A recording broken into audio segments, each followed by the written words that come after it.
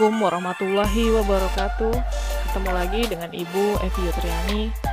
Apa kabar anak-anakku semuanya? Semoga kalian sehat selalu dan dalam lindungan Allah Subhanahu wa taala. Amin amin ya robbal alamin. Oke, sekarang kita memasuki dalam pelajaran pendidikan jasmani, olahraga, dan kesehatan. Sebelum kita memasuki materi, alangkah lebih baiknya kita berdoa dalam hati dengan khusyuk. Berdoa dimulai. Berdoa selesai. Oke, dalam pelajaran Penjaskes kali ini kita akan membahas tentang permainan bola kecil. Permainan bola kecil itu terdapat banyak macam jenisnya. Yang pertama diantaranya seperti di gambar ini, ada permainan softball, permainan tenis meja, dan permainan bulu tangkis. Adapun materi yang akan kita bahas kali ini yaitu tentang permainan bulu tangkis. Adapun tujuan pembelajaran setelah mempelajari bab permainan bulu tangkis ini, yaitu bab KD 3.2 dan 4.2, kalian sebagai peserta didik diharapkan mampu memahami pengertian permainan bulu tangkis. Berikutnya yaitu kalian mampu memahami peraturan permainan dalam bulu tangkis. Berikutnya kalian juga mampu memahami perlengkapan permainan dalam bulu tangkis. Dan berikutnya kalian mampu memahami dan dapat mempraktikkan teknik dasar dalam permainan bulu tangkis. Oke, kita masuk ke yang pertama, yaitu tentang materinya adalah sejarah permainan bulu tangkis. Sebelum kalian mengetahui tentang pengertian bulu tangkis itu apa, perlengkapan permainan dalam bulu tangkis itu apa aja, peraturannya seperti apa, dan teknik-tekniknya seperti apa, kalian harus tahu dulu sejarah permainan bulu tangkis ini. Sejarah bulu tangkis kemungkinan berkembang di Mesir kuno sekitar 2000 tahun lalu, tetapi juga disebut-sebut di India dan Republik Rakyat Cina, di mana nenek moyang terdininya diperkirakan ialah sebuah permainan Tionghoa yang bernama jiangzi, di mana jiangzi ini melibatkan penggunaan kok tetapi tanpa raket. Alih-alih objeknya dimanipulasi dengan kaki. Objek atau misi permainan ini adalah untuk menjaga kok agar tidak menyentuh tanah selama mungkin tanpa menggunakan tangan. Di Inggris, sejak zaman pertengahan permainan anak-anak yang disebut battledores dan shuttlecock sangat populer. Anak-anak pada waktu itu biasanya akan memakai dayung atau tongkat battledores dan bersiasat bersama untuk menjaga kok tetap di udara dan mencegahnya menyentuh tanah. Ini juga cukup populer untuk menjadi nuansa harian di jalan-jalan London pada tahun 1854 ketika majalah Punch mempublikasikan kartun ini di London.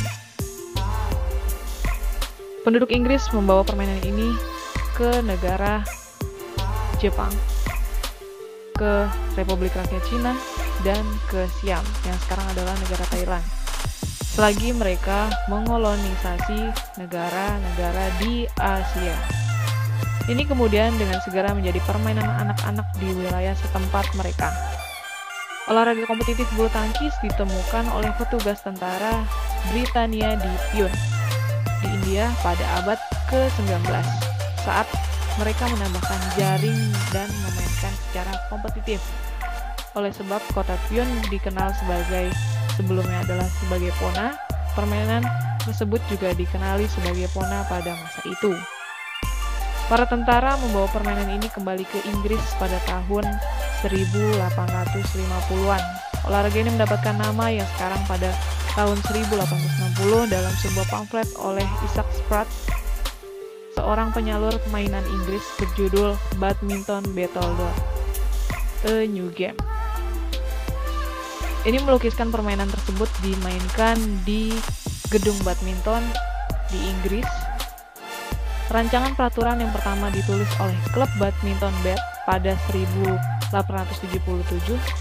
Asosiasi bulu tangkis Inggris dibentuk pada tahun 1893 dan kejuaraan internasional pertamanya berunjuk gigi pada pertama kali tahun 1899 dengan kejuaraan yang bernama Kejuaraan All England. Bulu tangkis menjadi sebuah olahraga populer di dunia, terutama di wilayah Asia Timur dan Asia Tenggara, yang saat ini mendominasi olahraga ini dan di negara-negara Skandinavia. Induk organisasi International Badminton Federation atau IBF didirikan pada tahun 1934 dan mencatat Inggris, Irlandia, Skotlandia, Wales, Denmark, Belanda, Kanada, Selandia Baru, dan Prancis sebagai anggota-anggota pelopornya. India bergabung sebagai afiliat pada tahun 1936. Pada IBF Extraordinary General Meeting di Madrid, Spanyol, September 2006, usulan untuk mengubah nama International Badminton Federation menjadi Badminton World Federation atau BWF dan diterima dengan suara bulat oleh seluruh delegasi yang hadir sebanyak 206 delegasi. Olahraga ini menjadi olahraga Olimpiade musim panas di Olimpiade Barcelona pada tahun 1992. Indonesia terutama memperoleh 2 medali emas tahun itu, dan olahraga yang sudah berumur ribuan tahun baru masuk Olimpiade tahun 1992. Kini permainan bulu tangkis sudah dikenal di seluruh dunia. Dan sekian video sejarah permainan bulu tangkis. Terima kasih.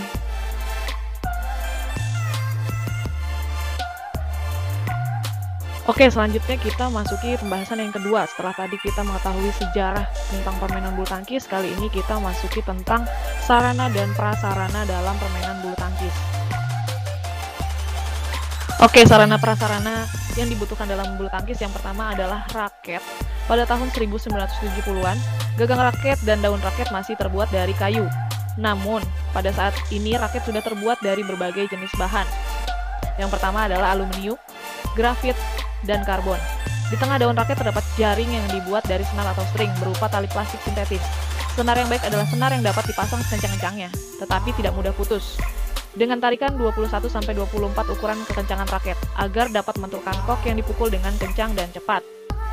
Raket standar memiliki ukuran panjang 66-68 cm dan lebar kepala 22 cm, sedangkan untuk raket berbahan karbon beratnya adalah 58 gram. Selanjutnya, sarana dan prasarana yang kedua adalah kok atau shuttlecock. Secara umum ada 2 jenis kok, yaitu yang pertama ini adalah kok sintetis, dan yang kedua ini adalah kok bulu atau shuttlecock yang terbuat dari bulu. Akan tetapi dalam perkembangannya, kok bulu yang lebih dikenal orang. Biasanya kok terbuat dari bulu angsa buatan pabrik. Menurut IBF atau International Badminton Federation, berat kok sekitar 5,67 gram dengan bulu angsa yang menancap di gabus yang dibungkus kulit berwarna putih berjumlah antara 14-16 buah dan diikat dengan 2 tali agar tidak mudah lepas. Jenis kok inilah yang selalu digunakan dalam kejuaraan pertandingan resmi bulu tangkis. Sedangkan jenis kok sintetis biasanya hanya digunakan dalam latihan saja. Selanjutnya, sarana yang ketiga adalah net. Bulu tangkis tidak dapat dimainkan tanpa adanya net atau jaring. Net berdiri di tengah-tengah lapangan badminton dengan tinggi kurang lebih 155 cm. Net merupakan pembatas lapangan permainan antara permainan dengan lawannya. Tinggi net sama untuk semua jenis permainan bulu tangkis, baik tunggal maupun ganda, putra atau putri. Tiang digunakan untuk mengikat net haruslah kokoh, supaya net dibentangkan tidak akan turun jika net ditarik untuk dikencangkan.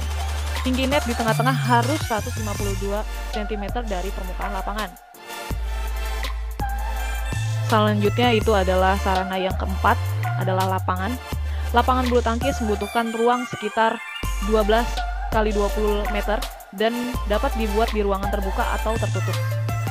Permainan bulu tangkis yang bermain di lapangan terbuka dapat menjumpai kendala, yaitu angin dapat berhembus kencang yang dapat mengakibatkan kok jatuh tidak tepat pada sasaran yang dituju. Oleh karena itu, permainan bulu tangkis sebaiknya dilakukan di ruangan tertutup, yang atap bangunannya berukuran tidak lebih dari 8 meter, agar kok yang dimainkan tidak terkena embusan angin. Pada umumnya, lapangan bulu tangkis terdapat di lingkungan tempat tinggal dibuat di atas tanah yang sudah dilapisi semen cor. Di gedung olahraga, biasanya material lapangan bulu tangkis berupa semen yang dilapisi kayu lantai. Untuk taraf internasional, lapangan bulu tangkis menggunakan karpet yang terbuat dari karpet keras yang sifatnya elastis. Lapangan bulu tangkis berukuran 6,1 kali 13,4 meter yang dibagi menjadi dua bidang. Di dalam dua bidang tersebut masing-masing memiliki dua sisi berlawanan. Wilayah servis untuk permainan bulu tangkis tunggal berukuran lebar 6,10 meter dan panjang 11,8 meter. Garis servis pendek berukuran 1,98 meter dari jaring. Kotak servis kiri dan kanan dipisahkan dengan garis tengahnya. Selanjutnya, sarana dan prasarana yang kelima adalah sepatu dan pakaian. Perlengkapan utama permainan bulu tangkis yaitu baju, celana, dan sepatu. Perlengkapan lainnya seperti ikat tangan, ikat kepala, dan pengaman lutut merupakan perlengkapan tambahan yang tidak diwajibkan. Dalam permainan bulu tangkis, percepatan gerak sepanjang permainan sangatlah penting. Oleh karena itu, sepatu permainan bulu tangkis sangatlah penting dan haruslah ringan dan nyaman untuk berpijak pada lantai lapangan. Sepatu bulu tangkis membutuhkan sol karena sol karet dan dinding sepatu yang bertulang agar lebih tahan lama. Hal ini penting karena frekuensi gerak maju dan mundur di dalam pertandingan bulu tangkis berlangsung dalam tempo cepat. Selanjutnya itu kaos kaki yang digunakan sebaiknya memiliki daya serap keringat yang tinggi dan agak tebal agar dapat mengurangi kemungkinan terjadinya lecet atau iritasi kulit akibat pergesekan kulit dengan sepatu. Selanjutnya itu kaos dan celana bulu tangkis yang dipakai biasanya berupa baju berkerah dan celana pendek yang bahannya mampu menyerap keringat dengan cepat. Oke, selanjutnya yaitu adalah yang kedua materinya tentang peraturan permainan bulu tangkis. Oke, sebelum masuki apa saja peraturan yang ada dalam permainan bulu tangkis, kalian harus tahu dulu pengertian bulu tangkis atau badminton adalah olahraga raket yang dimainkan oleh dua orang untuk pemain tunggal dalam satu pertandingan, atau dua pasangan untuk permainan ganda yang saling berlawanan. Secara sederhana, permainan bulu tangkis mempunyai tujuan yaitu adalah memasukkan kok ke bidang permainan lawan tanpa bisa dikembalikan. Permainan dapat memukul kok dengan menempatkan kok ke bidang yang tidak terjaga lawan, atau membalikkan kok dengan cepat atau smash sehingga tidak dapat dikejar dan dijangkau oleh lawan. Peraturan yang pertama adalah penentuan sisi lapangan. Penentuan sisi lapangan biasanya dilakukan dengan undian menggunakan uang logam oleh wasit seperti gambar di sini. Pemenang undian diperbolehkan memilih lapangan dan melakukan servis pertama kali terlebih dahulu. Pada pertandingan ganda, setelah undian hanya satu pemain yang melakukan servis, dan setelah dia gagal mendapatkan angka, servis berpindah ke lawan. Selanjutnya yang kedua yaitu perolehan angka. Dahulu angka hanya diperoleh bagi pemain yang melakukan servis. Jadi jika pemain tersebut gagal dalam melakukan servis, servis akan berpindah. Saat ini setelah peraturan permainan bulu tangkis sudah berubah, perolehan angka dalam bulu tangkis yang didapat menggunakan sistem rally. Seperti video ini, pemain yang dinyatakan sebagai pemenang adalah pemain yang memiliki angka kemenangan 21 dengan jus pada angka 20 yang sama. Selanjutnya, peraturan yang ketiga adalah servis, di mana servis ini mempunyai prinsip dasar dalam melakukan servis adalah kepala raket tidak boleh lebih tinggi dari pinggang, kok dipegang, dan kaki tidak bergerak mendahului gerakan memukul kok. Penerima servis mengalami fault atau gagal jika bergerak sebelum lawan melakukan servis. Selanjutnya peraturan yang keempat adalah bola mati, di mana bola mati ini atau kok menjadi mati jika dipukul sebanyak 2 kali dalam 1 kali servis, gagal melewati net, dan mendarat di luar garis lapangan.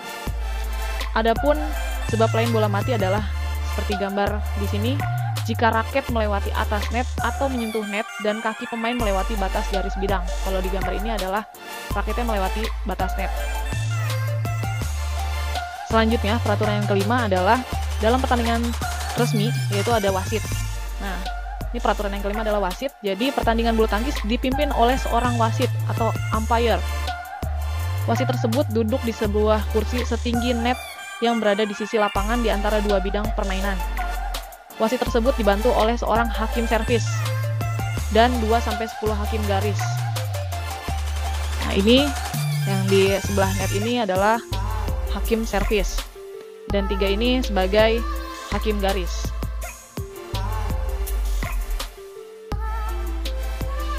Oke, selanjutnya kita memasuki materi yang berikutnya adalah teknik dasar permainan bulu tangkis.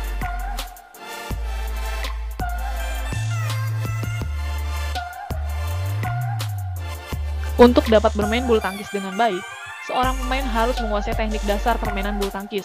Terdapat dua teknik dalam permainan bulu tangkis, yaitu sebagai berikut. Yang pertama adalah teknik tanpa kok, di mana teknik tanpa kok ini meliputi satu. Yang pertama adalah langkah kaki atau footwork.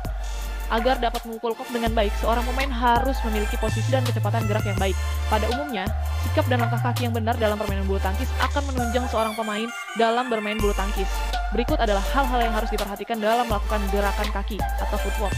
Yang pertama adalah berdiri dengan sikap dan posisi yang tepat.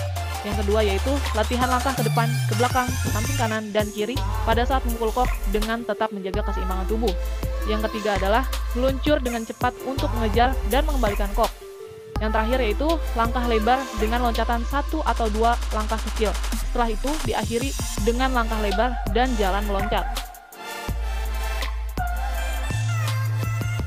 Oke, berikutnya adalah teknik tanpa kok. Yang kedua adalah teknik pegangan raket, di mana cara memegang raket yang benar adalah menggunakan jari-jari tangan dengan rileks tetapi tetap bertenaga agar seorang pemain dapat mengembalikan kok dengan mudah.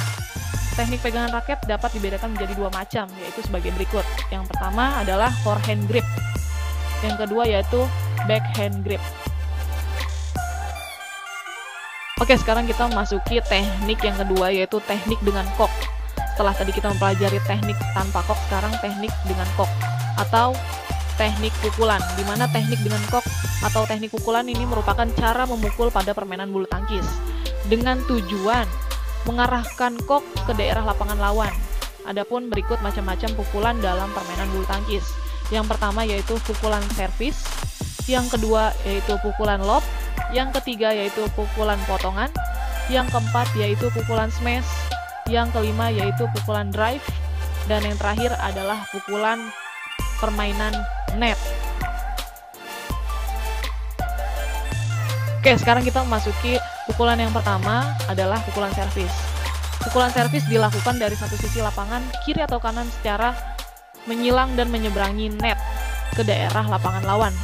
Pukulan ini bertujuan sebagai pembuka permainan. Berikut jenis-jenis pukulan servis. Yang pertama adalah servis datar. Yang kedua itu servis cambuk atau flick servis. Yang ketiga adalah servis pendek atau short service. Yang keempat adalah servis panjang atau long service. Oke, sekarang kita memasuki teknik pukulan yang kedua, yaitu teknik pukulan lob, di mana pukulan lob adalah suatu pukulan yang bertujuan melambungkan bola setinggi mungkin dengan target melewati lawan sampai bagian belakang. Pukulan lob juga sangat penting dilakukan seorang pemain saat bertahan atau menyerang.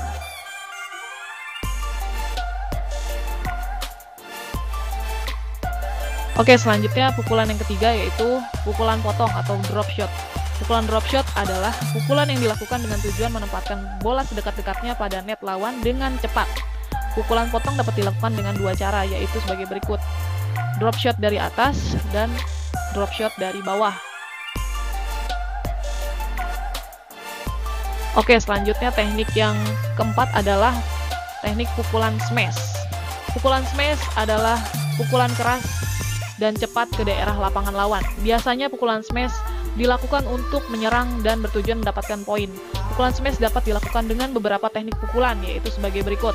Yang pertama adalah smash penuh, yang kedua yaitu smash potong, yang ketiga smash melingkar, yang keempat smash cambuk, yang kelima adalah backhand smash.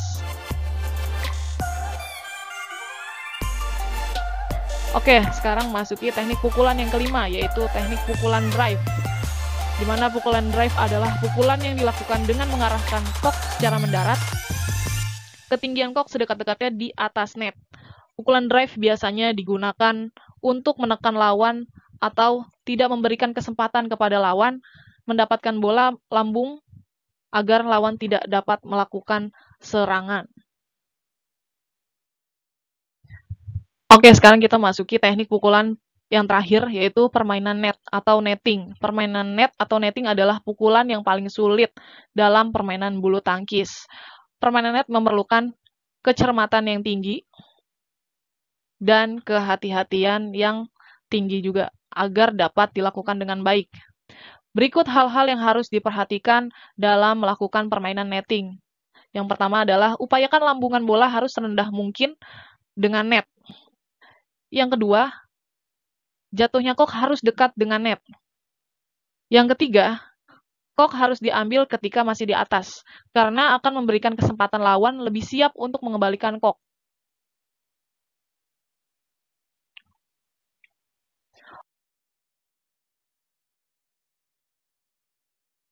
Oke, sekiranya cukup sekian dan terima kasih materi yang dapat Ibu sampaikan. Kurang lebihnya Ibu mohon maaf. Wassalamualaikum warahmatullahi wabarakatuh.